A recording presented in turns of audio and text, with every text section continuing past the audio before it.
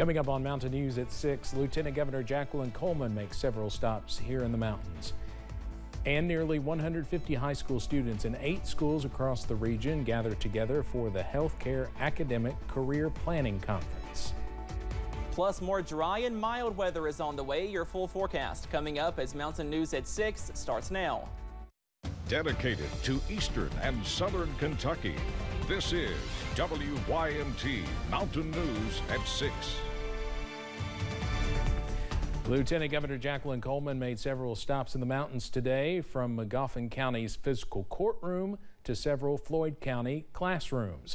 WYMT's Buddy Forbes followed the Coleman caravan and has more about the visit. And it's hard to live in Eastern Kentucky. And this is just one small piece to help make life just a little bit easier, and we appreciate it. Absolutely. For me, I'm a rural Kentuckian, and so I know what it's like when you grow up in a community and you feel like you see progress going on all around you.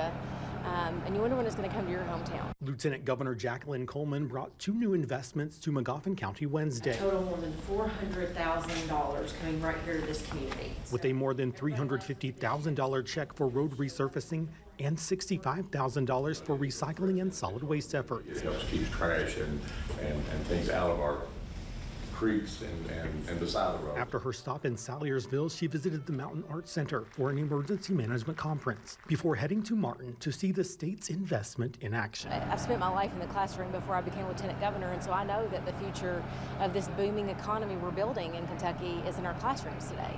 So to be able to interact with students, and they're just always so impressive. With a tour of the Floyd County Area Technology Center and the School of Innovation, school officials say it was a great way to highlight their success and show their struggles to those who can enact change. To see what we're doing and to make what we want to happen for our students a priority. You know, we apply for funding, we apply for everything, but we are totally out of space to offer any more pathways. And you know, the visit to the Area Technology Center was primarily to let them see that we have the 2nd oldest ATC built in Kentucky. Coleman says it was a day of filling needs and finding more. All this is about the future. Nothing that we're doing has anything to do with red or blue, Democrat or Republican. Using today to build a better tomorrow. Buddy Forbes, WYMT Mountain News. During the visit, Coleman also spoke to students in Magoffin County who had questions about her role and the government. She says there may have been some future WYMT reporters in the courtroom today. After an 8-month investigation, an Eastern Kentucky man is behind bars. Magoffin County Sheriff Bill Meade says deputies arrested Gregory Howard, who had been on the run since last month. He was arrested Tuesday night in the Bloomington community. Howard was charged with 17 counts of knowingly or intentionally distributing pills containing oxycodone and conspiracy to distribute controlled substances. He's also facing federal parole violation charges. The Breathitt County Sheriff's Office has temporarily at least reopened.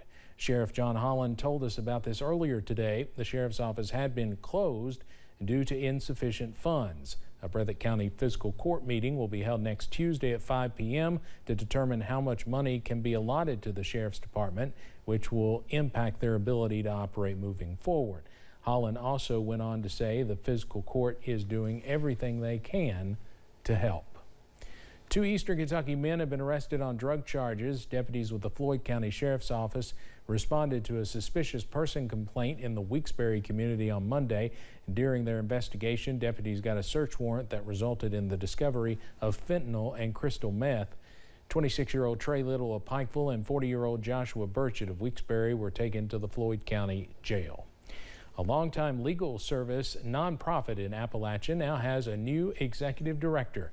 WYMT's Chandler Wilcox talked to Apple Red's new leader about their continued mission and new goals. It is a new era for Apple Red Legal Aid, hiring Angelique Dorsey to lead them through many issues to tackle. We provide legal services that sort of hit on basic needs like health, housing, protection from violence, personal safety. At the top of the list, disaster response, which is still ongoing more than a year after the flood. A lot of times the legal issues come in later to the game. People are really, they need to get in housing, they need to make sure everybody's safe, they need to take care of all their immediate concerns. But then down the line, that's when the legal problems that are related to disasters pop up. Dorsey says that response can evolve through involvement with the community. There are ways that we can help if groups are forming nonprofits to try to promote affordable housing, or maybe they need some services that aren't in the community right now, but they don't know where to begin, but there may be some people working together as a group. Through community involvement, Dorsey says Apple Red can potentially expand beyond 6 offices. I would love to be able to have more legal aid satellite offices or places people can get to us if they can't reach us, if we don't have a place right in their communities. Even with expansion goals, the mission for Apple Red remains the same in Prestonsburg. Chandler Wilcox, WYMT Mountain News. Dorsey says Apple Red serves 37 counties in the area with 25 lawyers serving around 200,000 people that can qualify for their services. One person is recovering after a logging incident in Martin County. It happened on Coldwater Road on Monday. Firefighters with Inez Fire and Rescue posted on social media that when they arrived, the person was in a very remote area of a logging operation and seriously hurt. The person, whose name has not been released, had a possible leg fracture and had to be taken out through some rugged terrain in a rescue basket. There is no word on their condition tonight.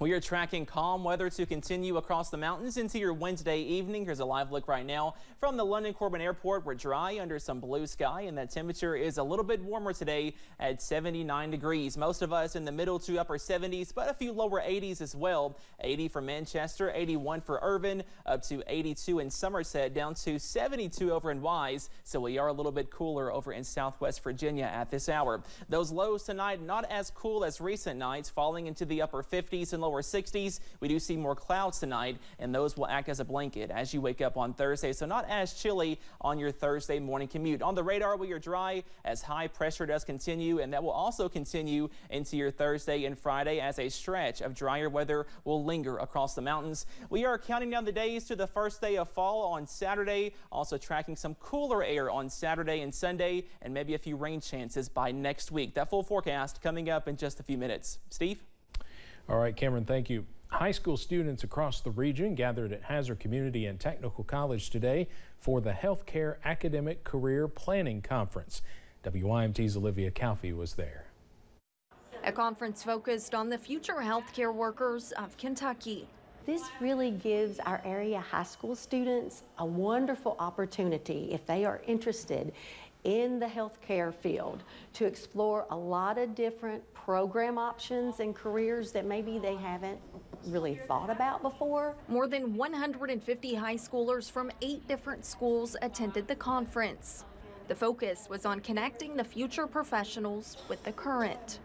We've got dentistry, we've got physical therapy, we've got pharmacy, we've got a physician assistant, we've got medical laboratory science, we've got Midway, who has a new RN to MSN bridge program that's one of our partners, and it's all online. Opening the door for students like Lauren Morris, who already has an idea of the path she wants to take. So I think I want to do pharmacy. I hope to see what I need for school and everything like that, and see what kind of opportunities I have around here. Showing students that they can create a bright future right here at home. Just like HCTC President Jennifer Linden says some have already done. We have one student who is actually now over pediatrics at the University of Kentucky. We have many of our students who, if you're in the hospital and you need to see a nurse or you need to see a doctor, chances are they started here at HCTC. Hoping the next generation knows they do not have to leave the mountains to achieve their dreams. They can start right here at home, and in many instances complete right here at home without having to leave the area. Because healthcare workers are needed now more than ever. In Hazard, Olivia Calfee, WYMT Mountain News.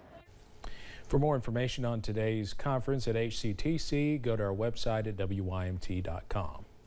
The Pine Ridge Regional Industrial Authority received a grant from the Economic Development Authority that will help to expand Hazard Community and Technical College. The grant is $2 million that will go towards building a new high-tech facility.